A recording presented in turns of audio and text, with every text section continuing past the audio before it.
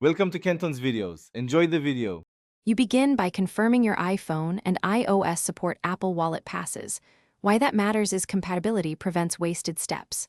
Once done, locate the Easy Link Pass file or QR code in Mail, Files, or Safari on your device. Tap Wallet, then the plus icon to start adding a pass. Make sure you use the same Apple ID for Wallet. This ensures synchronizing across devices. If the Easy Link option is a downloadable pass, once you open the pass file or scan the Easy Link QR, you will see a preview. The why here is to verify essential fields like card number and validity zone. Tap Add to Wallet and wait for the system to validate the pass. This step links the pass metadata to Apple Wallet.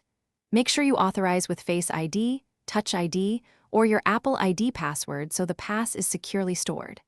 If any fields look wrong, cancel and obtain a fresh pass from the issuer. You finish by enabling Express Transit or setting the Easy Link card as your default transit card in Wallet. This reduces friction at gates and speeds up trips. Then test the card at a reader to confirm NFC and wallet settings are active. Why test now is to catch problems before you commute.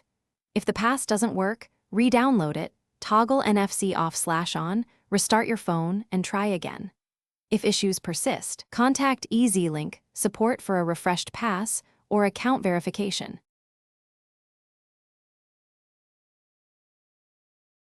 Thanks for watching. Consider subscribing if we helped you.